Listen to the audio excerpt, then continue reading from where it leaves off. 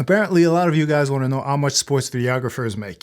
Specifically, what are the salaries in the NBA, MLB, NFL, and the NHL?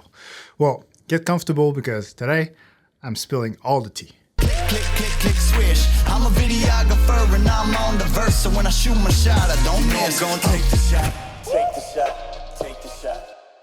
Hey guys, my name is E. As you may or may not know, I've been a professional sports videographer for over 15 years. And today, before I start talking about salaries in the industry, I just want to get a couple things out of the way. So first of all, if you're not a member of our Facebook group yet, which is called the Sports Videography Community, I strongly recommend that you join us there. We give each other advice, answer each other's questions, and review each other's videos. But also recently, I started posting sports videography jobs. As an example, I recently posted a motion graphic designer job opening with the LA Lakers. And I think a couple months before that, there was something Clippers related as well. So yeah, just wanted to let you know that if you're looking for work in the industry, this is another great reason to join our group, which is free also, by the way. The other thing I wanted to quickly touch on is that with Christmas coming up, I've decided to offer a holiday discount on my Ultimate Sports Sound Effects Pack. So starting right now, up until January 2nd, you will be able to get a 25% discount on my sound effects pack simply by using the promo code Christmas25 at checkout, which is a great opportunity to treat yourself if you haven't bought my pack yet. Anyway, let's talk money. So as you know, I've been freelancing and running my own business for the past 10 years. So I reached out to my contacts in the main sports to get a gauge of what the salaries are like these days. And apparently, the average salary of a sports videographer in the NBA, the MLB, the NHL, and the NFL hasn't changed at all actually over the last 10 years.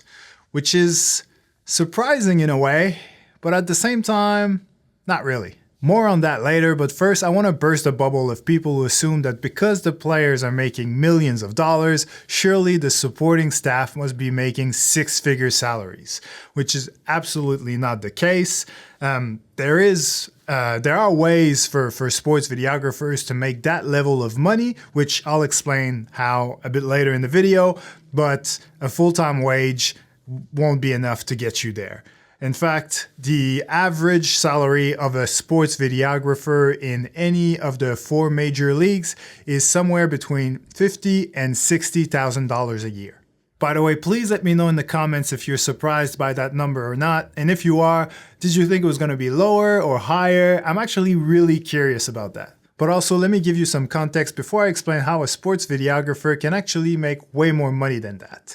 So in terms of context, I've actually done my research, and the median full-time salary in America during the second quarter of 2021 was approximately $51,000 a year. So anything above that, in theory, should be considered a good salary. But obviously, it's not that simple. There's many other variables to consider. For example, the cost of living, which is different in every city. But I think that at the end of the day, most people in their 20s and early to mid 30s would be quite happy with 50 to 60K, while people in their 40s and older would probably feel a bit underpaid. Which explains in part why sports videographers are generally quite young. And that's why, in my opinion, the salaries haven't really gone up in the last 10 years. People tend to start young and then they move on before they reach a level of seniority that would command a higher salary. Because you gotta remember that the life of a sports videographer includes a lot of nights, a lot of evenings, a lot of weekends, probably a lot of traveling as well. So, when you're young and single, that's not a problem. But when you start having kids, then that complicates things a bit. And eventually you start looking for a job outside of sports that will bring a bit more stability to your life. So how can sports videographers make more money than the average salary? Well, some teams offer bonuses to their staff when they make the playoffs. But personally, I couldn't tell you how big those bonuses are because I never got one.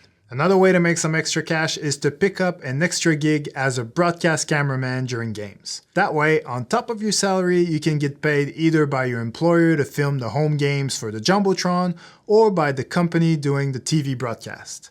As a cameraman, you'll typically make somewhere between $150 and $250 a game, but if you specialize and become a Steadicam or a Spidercam operator, for example, those people can make up to $500 a game. So it all adds up, but for this to work, you need to be available during games. So if you take me, for example, when I was working in the NHL, I used to, during the day, produce content for the game. Then, actually, check this out. I wouldn't have anything else to do during the game than to sit and watch, as you can see here. But then at the end of the game, I would go in the locker rooms to film interview scrums. So because I didn't have anything to do during the actual game, if one of the cameramen bailed out at the last minute for some reason, I would typically be the one to step up and replace him. Finally, the last way to make more money is to quit and freelance instead. Obviously, if you do that, you won't have a guaranteed salary anymore, but you also won't have a ceiling on how much money you can make. And the harder you'll work, the more money you'll make, which is definitely not the case when you're a team employee. And I'm actually working right now on a future video comparing working as an employee for a team versus freelancing for clients. So if that's something that you're interested in, make sure that you subscribe to my channel, because I think this will be particularly helpful for people who are just starting their career in sports videography. Otherwise, in the meantime, don't forget the 25% discount on my Ultimate Sports Sound Effects Pack. All the details and links are in the description. And finally, Merry Christmas to all, stay safe, and I'll see you early next year.